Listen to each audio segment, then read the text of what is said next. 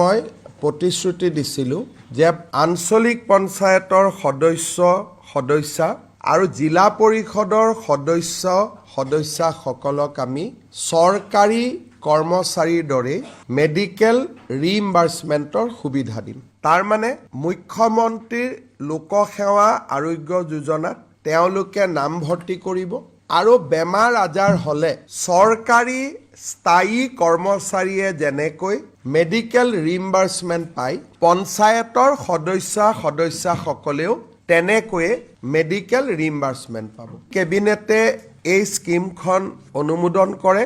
পঞ্চায়তৰ সদস্যাসকলক মুখ্যমন্ত্ৰীৰ লোকসেৱা আৰোগ্য যোজনাত অন্তৰ্ভুক্তি কৰিম আৰু তেওঁলোকে চৰকাৰী কৰ্মচাৰীসকলে যি ধৰণে বেমাৰ হ'লে মেডিকেল ৰিইম্বাৰ্চমেণ্ট ক্লেইম কৰে বা কোনোবা হস্পিটালত কেছলেছ ট্ৰিটমেণ্টৰ সুবিধা পায়, সেম সুবিধা আমাৰ পঞ্চায়তৰ প্ৰতিনিধিসকলে পাই থাকিব। এই সিদ্ধান্তৰ ফলত 30,000 পঞ্চায়ত প্ৰতিনিধি উপকৃত হ'ব। অসমৰ এব অৰিজিনেল কমিউনিটিৰ ভিতৰত চুতীয়া কমিউনিটি এটা এব অৰিজিনেল কমিউনিটি। এই খিলঞ্জীয়া কমিউনিটিটোৰ বাবে আমি ACS পৰীক্ষাত আউট অফ OBC কোটা এজন DSP আৰু এজন মেজিষ্ট্ৰেটৰ পোষ্ট আমি এতিয়াৰ পৰা সংৰক্ষণ কৰিম। আগতে এই সুবিধাটো মৰাণ আৰু মটক কমিউনিটিক দিয়া আছিলে। এতিয়াৰ পৰা চুতীয়া জনগোষ্ঠীৰ লোকেও এজন DSP আৰু এজন মেজিষ্ট্ৰেট প্ৰত্যেক বছৰে নিশ্চিতভাৱে লাভ কৰিব।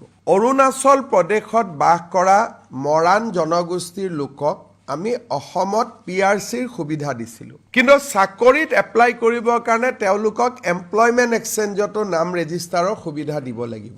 মৰাণ লোকসকলক যিসকলে অৰুণাচলত বাস কৰে তেওঁলোকক তিনিচুকীয়া জিলাৰ এমপ্লয়মেণ্ট এক্সচেঞ্জত নিবনুৱা হিচাপে নাম ৰেজিষ্ট্ৰেশ্যন কৰাৰ বাবে আমি সুবিধা দিছোঁ। ডিব্ৰুগড় জিলাৰ টিংখং সমষ্টিত দুখন VGR আছিলে, তিলৈবাৰী বঙালী গাঁও, তিলৈবাৰী নেপালী গাঁও। এই গাঁও দুখনত বাস কৰা লোকসকলে ইমান দিন মাটিৰ পট্টা পোৱা নাছিল, কাৰণ তেওঁলোক VGRত আছিলে। আমি এই দুইখন গাঁও VGR উইথড্ৰ কৰোঁ, বেলেগ খালী মাটিত আমি VGR স্থাপন কৰোঁ আৰু তিলৈবাৰী নেপালী গাঁও আৰু তিলৈবাৰী বঙালী গাঁৱৰ বাসিন্দাসকলে মাটিৰ পট্টা পোৱাৰ পথ আমি প্ৰশস্ত কৰোঁ।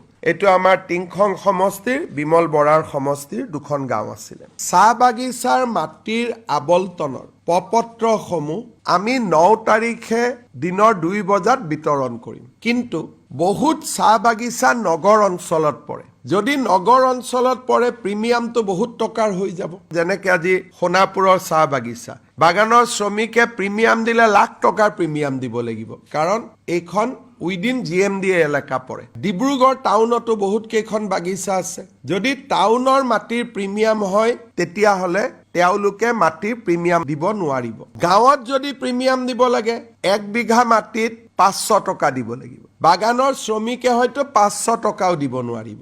আমি তেওঁলোকক কৈছোঁ যে 5 বছৰৰ ভিতৰত 500 টকা দিলেই হ'ব। টাউনৰ খেনি বা গাঁৱৰ খেনি এই দুইখিনিক প্ৰতি বিঘা মাটিত আমি মাত্ৰ 500 টকা প্ৰিমিয়াম ল'ম, তাকো 5 বছৰত দিলে হ'ব। আৰু বাগানৰ মাটিৰ বিতৰণৰ আনুষ্ঠানিক কাম, প্ৰপত্ৰ বিতৰণৰ কাম আমি 9 ফেব্ৰুৱাৰী দিনৰ 2 বজাৰ পৰা আৰম্ভ কৰিম। মই ডিব্ৰুগড়ৰ দিনজয় চাহ বাগিচাত থাকিম, বাকী মন্ত্ৰীসকলেও বা বিধায়কসকলেও বিভিন্ন চাহ বাগিচাত উপস্থিত থাকিব। মিছন বসুন্ধৰাৰ অধীনত অসমৰ কেইবাখনো জাগাত মাটিৰ পট্টা আমি বিতৰণ কৰোঁ। RIDFৰ পৰা ধেমাজি আৰু ডিব্ৰুগড়ত 2টা মিল্ক প্ৰচেছিং প্লাণ্ট নিৰ্মাণ কৰিবলৈ 135 কোটি টকাৰ ঋণ নাবাৰ্ডৰ পৰা ল'বৰ বাবে সিদ্ধান্ত গ্ৰহণ কৰে।